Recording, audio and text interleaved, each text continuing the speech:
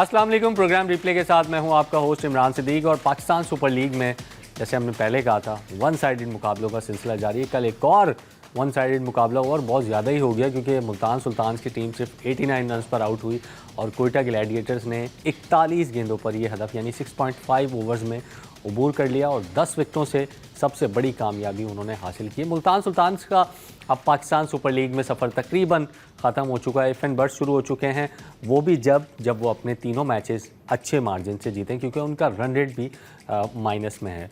तो कोयटा ग्लैडिएटर्स की पोजीशन अच्छी हो गई है। हमारे साथ सामने पॉइंट्स टेबल भी मौजूद है। इस्लामाबाद शुरू से नंबर 1 है। कोयटा कल की जीत के बाद 6 मैचेस में 4 फतूहात के साथ दूसरे नंबर पर आ गई है। लाहौर का आज मैच है इस्लामाबाद यूनाइटेड से। देखते हैं कि इस्लामाबाद यूनाइटेड का विनिंग स्ट्रीक बरकरार रहती है या फिर लाहौर कलंदर्स अपनी पोजीशन बेहतर करती है। कल कराची और मुल्तान सुल्तान्स लाहौर में मद्दे मुकाबिल होंगे। तो अभी कुछ कहा नहीं जा सकता इस पॉइंट्स टेबल को देखते हुए, सिर्फ एक यही कहा जा सकता है कि इस्लामाबाद की पोजीशन जो है वो अभी तक सेफ नज़र आ रही है। हमारे साथ रोज़ की तरह फैसल इलियास साहब मौजूद हैं, उनसे गुफ्तगू का आगाज़ करेंगे। लेकिन पहले देखते हैं कल के मैच के हवाले से रिपोर्ट और फिर आकर डिस्कशन जारी रखेंगे। वीडियो आपने देखी, रिपोर्ट आपने देखी, 10 विकेटों से कामयाबी हासिल की कोयटा ग्लैडिएटर्स ने। फैसल इलियास हमारे साथ मौजूद हैं। इस पर मैं क्या सवाल करूं, क्या तबसरा करूं, क्या आपसे बात करूं? मतलब इतनी बुरी परफॉर्मेंस, लगातार मैचेस हार रहे हैं। 3 मैचेस शुरू में हारे, फिर एक जीते, फिर 3 मैचेस हार गए। मुल्तान सुल्तान्स को आखिर हो क्या गया? गुज़िश्ता 3-4 साल की फाइनलिस्ट टीम है। नहीं, बातें तो बहुत सारी हो सकती हैं। बहुत ही बुरी परफॉर्मेंस है उनकी। और अगर इब्तिदा से देखा जाए तो अगर आप टॉस जीतना चाहते थे और आप यहाँ पे पहले बॉलिंग कराना चाहते थे तो इसका मतलब यही था कि आपको बैटिंग जो है वो इस तरह करनी है कि आप कुछ रन्स करें। इसका मतलब ये था जो रिजवान ने पोस्ट मैच में कहा कि हम चाहते थे कि हम बॉलिंग पहले करें और 150 पे रिस्ट्रिक्ट करें। तो फिर आप 150 की पारी भी तो लें। आप इस तरह बैटिंग तो करेंगे, 150 रन बने हैं आपके। और जिस तरह बैटिंग की है मुल्तान सुल्तान ने, कम्प्लीटली डिसअपॉइंटिंग बैटिंग। मतलब आप सारे क्रॉस बैटेड शॉट मार रहे हैं। आपके ऊपर के 3 बैट्समैन आप देखें, जो फर्स्ट 3 बैट्समैन आप रिपोर्ट में जो आपने काफ़ी डिटेल में दिखाया, उन तीनों के एक ही तरह के शॉट्स हैं। वो तीनों लेग साइड पे शॉट मारने की कोशिश कर रहे हैं। मतलब जब एक पिच में बाउंस है, एक पिच में स्विंग है, तो आप कोशिश करेंगे कि आप सामने की तरफ खेलें। बिल्कुल। आप फिन एलन को देखें, उनकी पूरी बैटिंग सामने के छक्के मारे उन्होंने। सो वो कुछ सोच के ही मार रहे हैं। सो कोई स्ट्रेटजी नहीं। और रिजवान की भी जिस तरह की बैटिंग है वो वन साइडेड प्लेयर है। मतलब उससे सामने वाले प्लेयर को भी कोई कॉन्फिडेंस नहीं मिलता। मुझे शुरू से, हालांकि टॉप स्कोरर है पाकिस्तान सुपर लीग के, डजंट मैटर। मतलब बात ये है कि आपके रन्स टीम के काम नहीं आ रहे। मतलब काउंट होने चाहिए, आपकी टीम की फतूहात होनी चाहिए। और एज अ कप्तान आपके लिए ये रन मैटर नहीं करते क्योंकि रन्स तो आपने बहुत किए हैं पीएसएल में। और काफ़ी डिसअपॉइंटिंग है जिस तरह वो इंटरनेशनल क्रिकेट में पाकिस्तान के लिए एक लूजिंग स्ट्रीक लेके चल रहे थे, वही लूजिंग स्ट्रीक कंटिन्यूड है। और यासिर तो एक 2 मैच पहले उन्होंने अच्छी इनिंग्स खेली है, लेकिन उस्मान खान यूएई से हमने उनको लिया, फिर पाकिस्तान टीम में भी डाला, फिर मुल्तान सुल्तान में। ये सुपर लीग में 1-2 सेंचुरियों के अलावा कुछ ऐसा खास है नहीं उनका। और विकेट पे खेलते हुए मुझे तो वो प्रॉपर टेक्निकली कोई ऐसे प्लेयर भी साउंड नज़र नहीं आते कि जो आगे जाके, एक तो होता है ना चलें टेक्निक है, कॉन्फिडेंस है, फॉर्म नहीं है, बाद में आ जाएगी, वो लगता भी नहीं है कि वो कुछ कर सकते हैं आगे जाके। उस्मान खान का अब तक का जो जर्नी है ना, वो बहुत बड़ी मिसाल है उस चीज़ की कि बहुत सारे लोग जो कहते हैं ना कि इंटरनेशनल साइड में जब पाकिस्तान साइड में कोई आ जाता है ना तो अल्लाह करे उसकी क्रिकेट ख़राब ना हो जाए। अगर आप देखें पिछले साल तक आप ऐसी बातें नहीं करते थे उस्मान खान के बारे में। आप ये सोचते थे कि उनकी टेक्निक ऐसी है कि वो डिफरेंट शॉट खेलते हैं। आज हम सबकी ये बात हो गई है कि यार रिजवान और उस्मान की, स्पेशली उस्मान की टेक्निक ऐसी हो गई है जो समझ ही नहीं आ रही है। मतलब वो बॉल से दूर भाग रहे होते हैं, करीब भाग रहे होते हैं, अजीब सा प्री मेडिटेट कर रहे होते हैं वो बॉल को देखे बगैर, विच डजंट लुक गुड। और इस तरह के पिचेस पे देखें, यहाँ पे बॉलर कौन से चले, खुर्रम शहजाद जो वो पूरी proper test cricket, red ball cricket का बॉलर है। और यहाँ पे बैट्समैन भी वही चलेंगे जो टेक्निक के साथ खेलेंगे। हर जगह पे ये premeditation, leg side batting हर जगह नहीं चलती है। वैसे ये अच्छा भी हमारे बैट्समैन भी टेस्ट हो रहे हैं। हमारे बैट्समैन तो टेस्ट ही हो रहे हैं। हमारे बैट्समैन तो अल्लाह माफ़ करे, रिजवान और बाबर ने जो एक इंडिया से मैच जिता दिया हमें T20 यूएई में, उसको आज तक हम भुगत रहे हैं। मतलब रिजवान को हम एज ए ओपनर भुगत रहे हैं और एज ए कप्तान भी भुगत रहे हैं। So very poor performance from the entire Multan Sultan team. और बॉलिंग की जब बात की जाए तो आपने जिस तरह कहा कि 41 बॉल्स में इन्होंने टारगेट चेस डाउन कर लिया। मतलब किस तरह की फिर इस लीग में कैसे इंटरेस्ट डेवलप होगा जब इस तरह के मैचेस होंगे। और मैंने तो, मुझे नहीं याद, 10 साल से हम पीएसएल को फॉलो कर रहे हैं, आप भी कर रहे हैं, जाहिर सी बात है। इतना वन साइडेड, मतलब कोई इंटरेस्ट एक्सेप्ट फॉर 1 और 2 गेम्स, कोई आपका वो दोनों मैचेस कराची किंग्स के जो अच्छे हुए हैं वही हुए हैं। बाकी मेरे ख्याल 18-19 मैचेस हो गए, 17 वन साइडेड मैच हो और ऐसे वन साइडेड जिसमें कोई ज़रा सा भी इंटरेस्ट नहीं था। बिल्कुल, हाँ बिल्कुल, क्योंकि बात ये है कि इवन जैसे पिछले सीजन में था कराची हार रहा था, लेकिन वो बिल्कुल नेक टू नेक हार रहा था आखिरी ओवर में जाके, या इवन बॉलिंग करते हुए भी आखिरी ओवर इवन कोयटा भी आखिरी में जाके हार रहा था जो बाहर हुआ था लीग में। अब देखें, अब सिर्फ ये बात रह गई है कि who is going to be the second worst side in the tournament. First worst side in the tournament is obviously Multan Sultan. अब आप मतलब बहुत सारे इफ्स एंड बट्स हैं, और देखिए इनके कप्तान भी बड़े ब्लंटली तीसरे मैच के बाद उन्होंने बोला कि मुझ पे ऐसा प्रेशर है जैसे मैं टूर्नामेंट हार गया हूँ। कल उन्होंने ये कहा कि अब मुझे इफ्स एंड बट्स पसंद नहीं है कि वो हारे वो जीते। So he is already given up, he is saying कि यार अब मैं 3 मैचेस जैसे भी जाएं मुझे फर्क नहीं पड़ता, बिकॉज मुझे ये मजा ही नहीं आता कि अब वो हारे वो जीते। So he is showing that he is not willing to win the next 3 games. जब वो खुद ही नहीं विलिंग है तो फिर कहाँ से टीम परफॉर्म करेगी। अली तरीन साहब बड़ी बात कर रहे हैं पाकिस्तान सुपर लीग के बारे से, आपने भी सुनी होंगी, बड़े उन्होंने पॉडकास्ट में बातें की, ये ऊपर नहीं जा रही, ये नहीं हो रहा, वो नहीं हो रहा, पॉपुलैरिटी का ग्राफ नीचे आ रहा है। भाई टीम तो अच्छी बना लें पहले, फिर पीएसएल पे बात कर लेंगे। टीम अच्छी बनाने की बात नहीं है बॉस, टीम तो वही 11 प्लेयर्स होते हैं। यही टीम थी जिसमें 1-2 चेंजेस के अलावा यही लड़के थे जो जितवा रहे थे इनको, सही है। यही विली थे, यही उसामा मीर थे, यही रिजवान थे, यही उस्मान थे, जिनकी बेसिस पे ये टीम जीत रही थी। टीम इज़ गुड, आप उस टीम को कैसे चलाते हैं ये मैटर करता है। एक और चीज़ जो हमें लर्निंग हुई है इस टूर्नामेंट से वो ये है कि अगर उन्हीं 11 लड़कों 15 लड़कों को आप बैडली चलाएंगे, सही है, किसी प्लान के बगैर चलाएंगे या बहुत ज़्यादा इन्वॉल्वमेंट करेंगे, बीइंग नॉन क्रिकेटर, चाहे कितना भी बड़ा ओनर है, वो क्रिकेटर तो नहीं है, उसका पिच में एक ही वो ओनर है जो हमें दिखता है कि वो पिच में भी घुसे हुए हैं, वो दूसरी ऑपोजिट टीम की प्लेयर से भी बात करते हैं और अजीब सी बातें करते हैं, इस तरह बातें करते हैं में नजर आते हैं, which is so bad. I mean it doesn't look good. कभी कभार शाज़ नादिर अच्छा लगता है, वो भी उस वक्त अच्छा लगता है। नेक्स्ट सेशन में बॉलिंग भी की उन्होंने। अब आप सोचें, जब आपके ये तो मतलब ये खुदा ना खास्ता जीत रहे होते तो अगले साल ये खुद खेल लेते। सो बात ये है कि आपको एक क्रिकेट फ्रेटर्निटी है, उसके प्लेयर्स हैं, वो आपस में जेल करते हैं। आप उस फ्रेटर्निटी से बाहर हैं, you should stay away from it. और specially when your team is not doing well. अगर टीम अच्छा कर रही होती तो हम सब कह रहे होते यार बहुत अच्छा ओनर है और उसको इन्वॉल्व है तो इसलिए जीत रहे हैं। अगर उसका नेगेटिव इम्पैक्ट है तो आपको नहीं करना चाहिए। मुझे लगता है कि बहुत ही नेगेटिव इम्पैक्ट हुआ है। एक तो टूर्नामेंट स्टार्ट होने से पहले क्वेश्चन करना पूरी लीग को, फिर बीच में ये भी बातें होना कि अगले साल हम टीम नहीं लेंगे, तो what kind of message are you giving to the team. और रिजवान की कप्तानी भी बहुत बुरी है, बिकॉज देखें when you are captain of the ship, whatever problems that you have to identify it। अगर उसका रिजल्ट गलत आ रहा है तो रिस्पॉन्सिबल आप ही होंगे। ये नहीं हो सकता कि रिजवान टूर्नामेंट खत्म होने के बाद बोलेंगे ये मेरी मर्जी से नहीं था।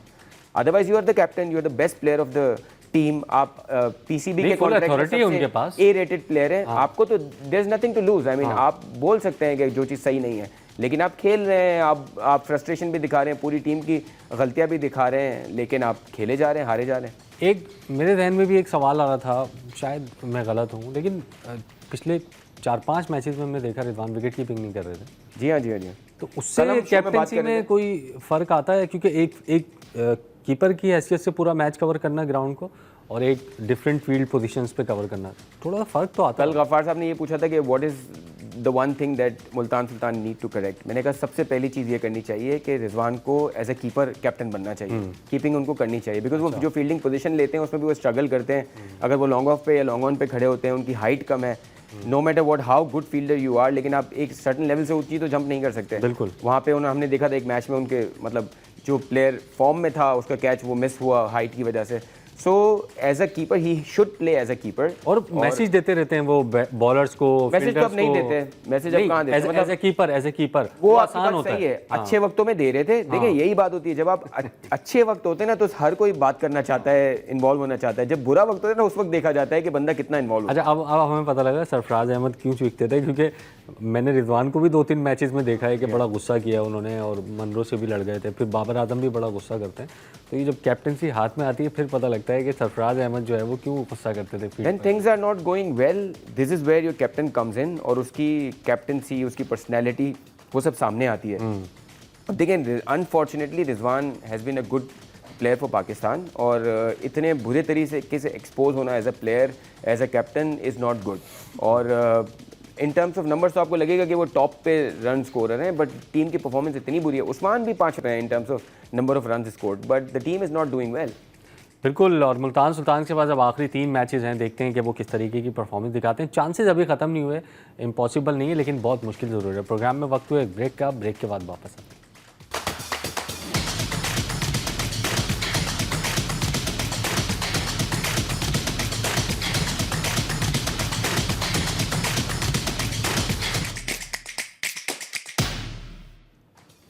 प्रोग्राम में एक मरतबा फिर खुश आमदीद। और कल कोयटा ग्लैडिएटर्स की जीत में सबसे ज़्यादा और सबसे अच्छा जो किसने किरदार अदा किया वो खुर्रम शहजाद थे, जिन्होंने ऊपर से मुल्तान सुल्तान को तहस नहस कर दिया। वैसे अगर स्लिप की विकेट को हटा के हम बाकी 3 विकेटें देखते हैं तो वो हमें ऐसा लगता है कि वो बैट शॉट की वजह से हुई है। उसमें कोई गेंदबाज का इतना कोई खैर होगा असर, लेकिन इतना नहीं, क्योंकि मिड ऑन पे 2 आउट हुए, एक लेग साइड पे आउट हुआ, तो 1 विकेट है, बाकी तो उनको दी है।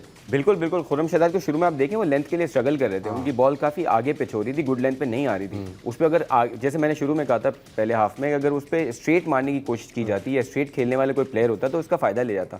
फिर आहिस्ते आहिस्ते उनकी गेम सेटल होना शुरू हुई अहमद शहजाद की, जब उन्होंने खुर्रम शहजाद की जब उन्होंने बॉल को सही जगह पे पिच करना शुरू किया। जब फिर स्लिप में कैच निकला, एक LBW हुआ, वहाँ पे वो अपने पूरे रिदम में आ गए थे। अब देखें कोयटा की अगर आप बॉलिंग को देखें, फ़हीम अशरफ ने 5 विकेटें ली पिछले मैच में, आज जो है वो खुर्रम शहजाद ने 4 विकेटें ले ली हैं। अबरार की बॉलिंग देखें कितने इकोनॉमिकल थे, उन्होंने 3 ओवर में 13 रन दिए, ऐसी पिच पे जहाँ बिल्कुल ही टर्न नहीं था, सही है, वो सीमर्स के लिए हेल्पफुल थी। तो एक बॉलिंग अटैक जो है आमिर हमारे सामने ही है किस तरह की वो बॉलिंग कर रहे हैं। कल भी बड़ी इकोनॉमिकल बॉलिंग की, तो एक पार्टनरशिप में अच्छी बॉलिंग मिल रही है। और एक और चीज़ कल कोयटा ने की कि खुर्रम शहजाद को उन्होंने नया बॉल दिया, he looked a completely different bowler with the new ball, ये आपने नोटिस किया होगा वो भी। तो ये जो अच्छा डिसीजन था पिच को देखते हुए। कोयटा की जो टीम बैठी है, मोइन खान, सरविव रिचर्ड्स और ये बाकी जो लोग बैठे हैं, उनको बड़ा क्रेडिट जाता है। सरफराज है उनके बेंच पे, बड़ा क्रेडिट जाता है जिस तरह उन्होंने सिचुएशन को रीड किया। देखिए कराची और रावलपिंडी के ग्राउंड इनको इतना सूट नहीं कर रहे थे, लेकिन लाहौर में आते ही इनकी पूरी ए गेम सामने आ गई है। अब मतलब they have become the team to beat. तो जिस तरह हमने कहा होम ग्राउंड है इस साल इनका, वो हाँ होम ग्राउंड की तरह ही खेल रहे हैं वो देखा जाए तो। और देखें हमें ये पता चल गया कि who is the worst team in the tournament right now, वो हमें पता है। तो जो 2 बेस्ट टीम है वो भी पता चल गई है हमें। बिल्कुल, it's not Lahore, it's not Karachi, it's obviously Quetta and Islamabad, जो 2 टॉप की टीमें हैं अभी पॉइंट्स टेबल पे भी और परफॉर्मेंसेस के हिसाब से भी। बिल्कुल, इस पे वापस आते हैं। गुलाम मुर्तज़ा हमारे साथ मौजूद हैं, क्योंकि कल डबल हेडर है पाकिस्तान सुपर लीग में, तो दिन में एक मैच होगा, गर्मी बहुत ज़्यादा है। कुछ पाकिस्तान क्रिकेट बोर्ड ने हिदायत जारी की हैं फैंस के लिए ग्राउंड के हवाले से, तो गुलाम मुर्तज़ा से बात करते हैं। Ghulam Murtaza, welcome to the show. और क्या ख़ास मालूमात हैं आपके पास, और क्या पाकिस्तान क्रिकेट बोर्ड ने फैंस के हवाले से मैसेज दिया? कल जो दोपहर में मैच खेला जाएगा पाकिस्तान सुपर लीग सीज़न 10 का, वो पहला मैच होगा। जी, लाहौर में 3 बजे मैच का आगाज होना है और उस टाइम पे बहुत ज़्यादा गर्मी होती है। गर्मी की शिद्दत में लाहौर में इजाफा भी रिकॉर्ड किया जा रहा है। तो पाकिस्तान क्रिकेट बोर्ड की जानिब से शायकीन को कहा गया है कि वो हैट लेके आएँ, और हैट के साथ साथ वो कैप अपनी साथ रखें, और साथ ही छतरी लाने की इजाज़त भी दी गई है, क्योंकि शायकीन को पहले तो छतरी लाने की इजाज़त नहीं होती, लेकिन कल के मैच के लिए खुसूसी तौर पे कहा गया है कि पानी की बोतल्स अपने साथ लेके आएँ। और खुद पाकिस्तान क्रिकेट बोर्ड ने भी जो इंक्लोजर्स के अंदर पानी और दीगर चीज़ों का भी एहतमाम किया गया है, लेकिन शायकीन को खासकर हिदायत दी गई है कि वो पानी ज़्यादा से ज़्यादा इस्तेमाल करते रहें, और सूरज की तपिश और सूरज की डायरेक्ट रोशनी ना उनके ऊपर पड़े, और अपने सर को भी ढांप के रखें, अपने चेहरे को भी ढांप के रखें, और पानी का ज़्यादा से ज़्यादा इस्तेमाल करें। क्योंकि लाहौर का जो कराची स्टेडियम है उसकी जो छत तो नहीं है, इसी वजह से कि शायकीन को ज़्यादा एहतियाती तदाबीर पर अमल करने की हिदायत की जा रही है। 3 बजे मैच का आगाज़ होना है, पहला मैच 3 बजे खेला जाएगा, जबकि दूसरा मैच जो 8 बजे अपने शेड्यूल के मुताबिक ही लाहौर में खेला जाना है। अच्छा गुलाम मुर्तज़ा, ये तो आपने जैसे कहा कि छत नहीं है, ये अभी नया बना है स्टेडियम, नेशनल स्टेडियम कराची भी बनना है, अभी वो कह रहे हैं कि लाहौर की तर्ज पे बनेगा, तो ये तो आप 2-3 घंटे के मैच में तो एडजस्टमेंट कर सकते हैं, लेकिन जब यहाँ लाहौर कराची में या दूसरे ग्राउंड्स में टेस्ट क्रिकेट होगी, जहाँ से सुबह 10 बजे 11 बजे फैंस आ जाते हैं, फिर तो बड़ी मुश्किल हो जानी है इसमें। जी बिल्कुल, आपने सही कहा कि फिर शायकीन को बहुत ज़्यादा मुश्किलात का सामना करना पड़ेगा, लेकिन पाकिस्तान क्रिकेट बोर्ड ने एक प्लान बनाया कि जैसे PSL ख़त्म होगी, लाहौर में बांग्लादेश की टीम ने 3 T20 मैचेस खेलने, और उसके फौरी बाद लाहौर की छत जो बनना शुरू हो जाएगी, उसके साथ साथ जो नेशनल स्टेडियम है कराची का, वहाँ पे भी जो कंस्ट्रक्शन होनी है तो उसका काम भी शुरू हो जाएगा। तो इस वजह से पाकिस्तान क्रिकेट बोर्ड ने प्लान मुकम्मल तौर पर तैयार किया है, और अगर वो लेट होता है तो उसके बाद शायकीन को ज्यादा मुश्किलात का सामना करना पड़ सकता है, क्योंकि अगर काम डिले होता है तो फिर तो ऑब्वियसली बात है कि दोपहर के टाइम, इस दिन के औकात में कैसे लोग बैठेंगे, छत के बगैर लाहौर में कैसे बैठेंगे। और कराची के स्टेडियम में तो अभी छत मौजूद है, लेकिन उसको भी दोबारा रेनोवेट करना है। ये भी पाकिस्तान क्रिकेट बोर्ड ने जो तीसरा फेज बनाया तो उसमें कराची स्टेडियम को भी लाहौर की तर्ज पर बनाया जाएगा, मुकम्मल तौर पे कंस्ट्रक्शन की जाएगी। और जो पाकिस्तान क्रिकेट बोर्ड ने चौथा फेज जो बनाना है वो लाहौर में बाकायदा तौर पे एक होटल बनाना है। जो जगह तो ले ली गई है, वहाँ पे फ्लैट्स बने थे, उनको अब 5 स्टार होटल में कन्वर्ट करना है। ये चौथा फेज है। बिल्कुल गुलाम मुर्तज़ा, बहुत बहुत शुक्रिया आपका तफसीलात से आगाह करने का। दोबारा से सुपर लीग पर आएंगे, लेकिन पहले लेते हैं एक ब्रेक।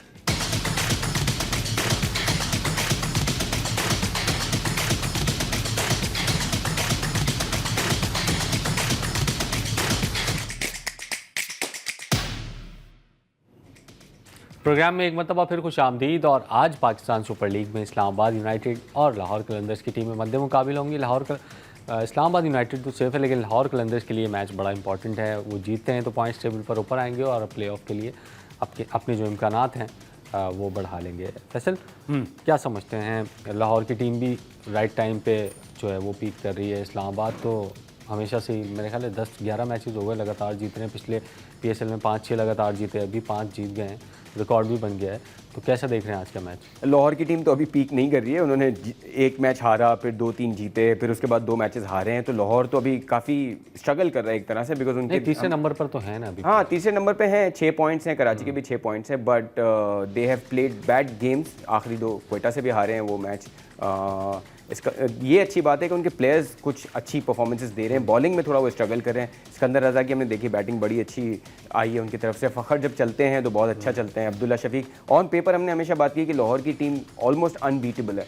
मतलब उनके पास सारे बेसिस कवर्ड हैं, उनके पास पेस अटैक भी अच्छा है, स्पिनर्स भी अच्छे हैं उनके पास, और उनके पास देखा जाए तो पावर हिटिंग में भी सिकंदर रज़ा ने प्रूव किया है कि वो कितने अच्छे हैं। सैम बिलिंग्स ने कुछ अच्छी इनिंग्स खेली हैं।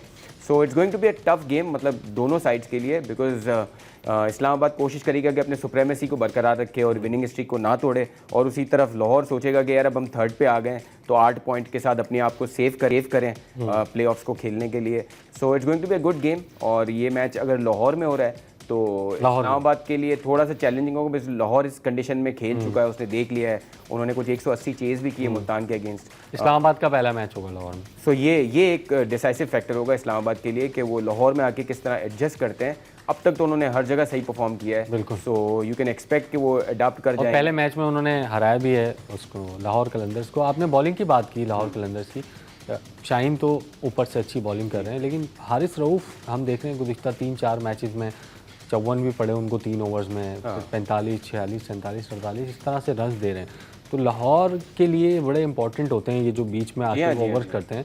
इस वजह से मेरे ख्याल है थोड़ा सा स्ट्रगल भी कर रहे हैं फास्ट बॉलिंग। एब्सोल्युटली, जब भी शाहीन और हारिस स्ट्रगल करेंगे ये टीम स्ट्रगल करेगी। और मैं सरप्राइज हूँ कि इन कंडीशन पे वो स्ट्रगल करें, बिकॉज हारिस हमेशा जो है वो ऑस्ट्रेलियन पिचेस पे, न्यूजीलैंड की पिचेस पे अच्छा परफॉर्म करते हैं। लाहौर में खुर्रम शहजाद और फहीम अशरफ विकेट ले रहे हैं, लेकिन देखिए बड़ा फ़र्क है ना। खुर्रम शहजाद जो है वो टेस्ट मैच का बॉलर है, और हारिस रऊफ जो है वो प्योरली वाइट बॉल क्रिकेट के बॉलर हैं। तो वो बात नहीं है उनमें, लेंथ में फ़र्क आ जाता है, बहुत फ़र्क आ जाता है। और एक ही चैनल पे बॉलिंग कराने में बड़ा फ़र्क होता है। हारिस को आप देखेंगे 1 ओवर में स्लोअर वन भी कराएंगे, यॉर्कर भी कराएंगे, शॉट भी कराएंगे, लेकिन खुर्रम शहजाद एक अलग बॉलर है, वो लेंथ को पकड़ने की कोशिश करेंगे। कल जो मैच में उन्होंने 4 विकेटें ली हैं, he tried to get that length, और अगर वो लेंथ मिल गई तो फिर वो वहीं पे कराते रहेंगे।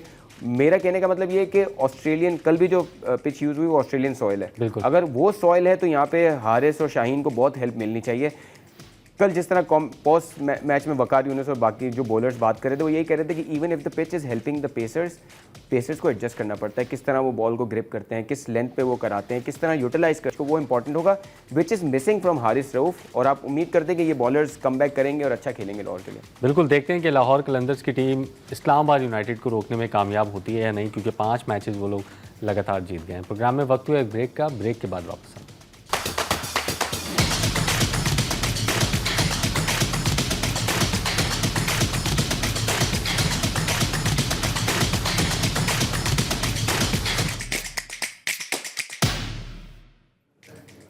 प्रोग्राम में एक मरतबा फिर खुश आमदीद। और लाहौर कलंदर्स और इस्लामाबाद यूनाइटेड का आज मैच है, जिस पर हमने ब्रेक से पहले ही बात की। इस्लामाबाद यूनाइटेड की टीम PSL का कोई भी सीज़न हो, कितने भी मैचेस वो हारे हों, आप कभी भी उनको रूल आउट नहीं करते। ऐसी टीम है, हाँ, हमेशा जो है वो अनप्रिडिक्टेबल कहीं से भी आके मैच जीत जाते हैं, और अच्छी हमेशा से परफॉर्मेंस उनकी रहती है।